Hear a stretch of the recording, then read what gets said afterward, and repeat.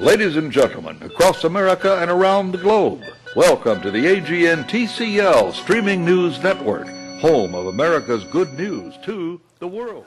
Good morning, good afternoon, good evening, good night. Wherever in the world you happen to be, I'm Austin Miles. And I'm Angelia Baxter, and here's today's news.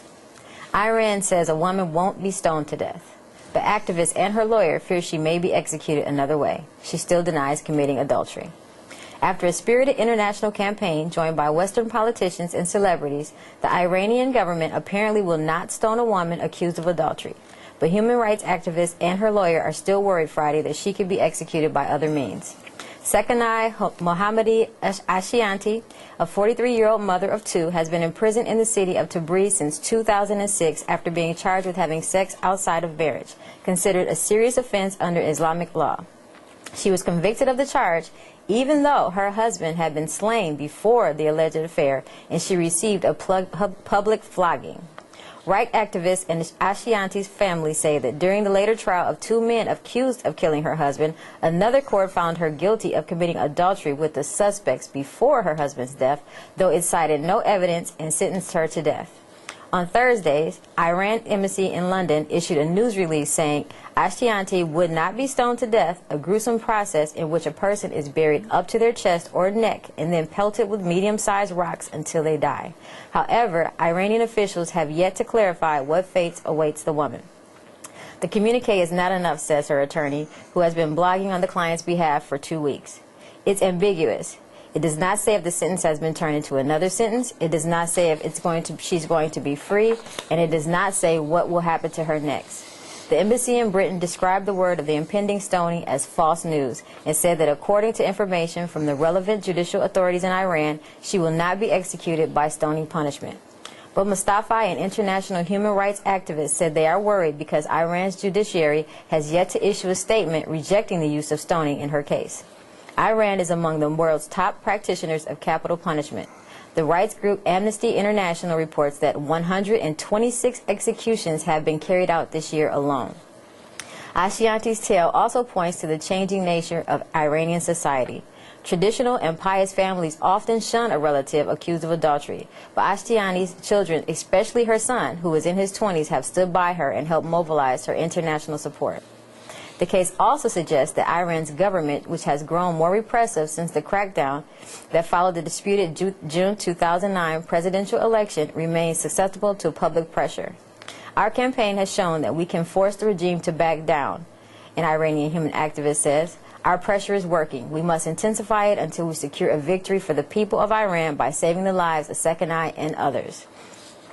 The trial unfolded in the province of East Aberdeen. Her defender said Ashtiani, a member of Iran's ethnic Azeri community, could not clearly understand the Persian language court proceedings. She has retracted her confession, which says she was obtained under duress, and insists she is innocent of adultery.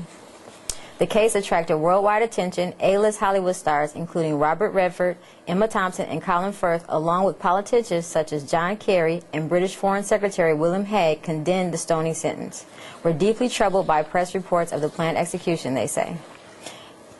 Stoning as a means of execution is tantamount to torture. It's barbaric and abhorrent act. Amnesty International says 7 Iranian women and 3 men await death by stoning as of today, which is a practice Iranian officials have repeatedly promised to halt. Well, and you know also, according to Sharia law, that even if a woman is forcibly raped, she's considered unclean because she's had sex outside of marriage, and she's sentenced to death. So that's something. Angelia, I'm glad to see you back finally. It seemed so long that you were gone. And, you know, a lot has been happening since you were back the last time. You know, Germany's dream of the World Cup was dashed. I guess you heard about that.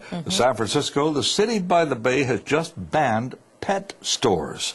Yes, Gavin Newsom has said no more pet stores, and selling sodas in soda machines now is illegal. But don't worry, you can still buy marijuana on every street corner openly in San Francisco, so don't lose hope whatever you do. There was an interesting thing came out of Germany. A married father of 4 was ordained as a Catholic priest. A married man was ordained as a Catholic priest in the southern German city of Regensburg this week, in a rare exception to the church's rules of celibacy for men of the cloth, the diocese reported. Peter Kimmether, a 62-year-old father of 4 children, took part in the ceremony led by Bishop Gerhard Ludwig Müller on Tuesday evening in the Bavarian city. He had been a Protestant pastor but converted to Catholicism. Now, this has happened before. He went to the courses, the Catholic courses and all before he was ordained with that. The church in Bavaria in particular has ordained several former Protestants into the priesthood in the last decade. These men have papal permission to carry on with their family lives as usual and are not required to become celibate. Now, the thing is kind of interesting. This thing got a flurry. All of this is letters of responses that came in there, page after page, some of them with all different kinds of opinions about this, some Catholic bashing, all the kind of things people want to say about it. But I only have one question about the whole thing. Which is? Will his children have to call him Father Daddy? Just a thought. What else do you have for us? A California school district adopts a Bible course. Oh. And it's a public school district. Oh, it's getting better and better. A California school district has decided in a 5-0 vote to adopt a Bible course that will be available to students in the upcoming school year. Beginning this fall, high school seniors of the Chino Valley School District will have the chance to enroll in a new course called Bible as in Literature and History. Envisioned by the board's vice president, James Nah, the class will focus on giving students an understanding of the Bible's influence in history, literature, religion, and politics. It will offer a survey of the Bible, beginning with the historical context of the Old Testament, and then will focus on the New Testament later in the semester. It will also provide students with the historical knowledge of the Middle East. Students may take the course as an elective, fulfilling the general requirement for admission into California State University and the University of California. Fred Youngblood believes the course will better equip students in life, and he hopes other school districts will offer a similar class. The class stems from parents in the district who showed an interest in having the Bible taught in public school system. The committee considered the comments and began to research how the district could meet the request. The Chino Valley Board of Education must make sure that the course will adhere to the state education code and to California state laws, so it will remain neutral in the religious teachings and will portray the Bible as a monumental piece of literature. They are currently looking at a textbook that will provide the basis of the curriculum. The preface of the textbook states, "The Bible has been and still is one of the most influential books ever published. Its influence is seen in literature, art, music, culture, public policy, and public debate."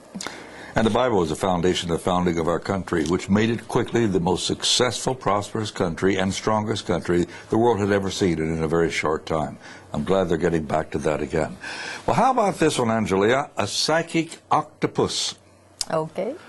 Well, this cephalopod oracle has spoken. Germany will beat Uruguay in the third-place playoff on a Saturday, and Spain will defeat the Netherlands in the World Cup final on Sunday, according to the psychic octopus Paul, who has an unblemished record in picking winners this tournament. What next?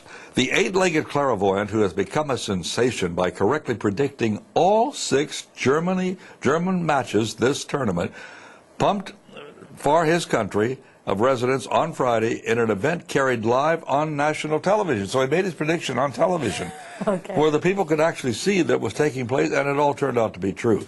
In the now familiar routine, the boxes were lowered into the tank, each containing a mussel and the flags of the 2 opposing teams.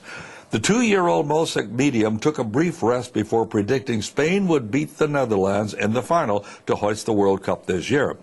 But the supernatural art of making football predictions has become a dangerous job for the English-born cephalopod, as some bitter German fans have threatened to turn him into sushi after he predicted a semi-final defeat for Die Mannschaft.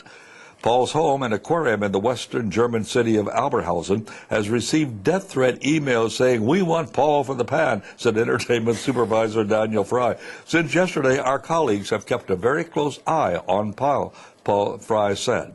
You know, I frankly don't like sushi myself, and even calamari. So long live Paul. I hope he has a long, long tentacled life. I'm Austin Miles. And I'm Angela Baxter. God bless. And may all your prayers be answered. Amen.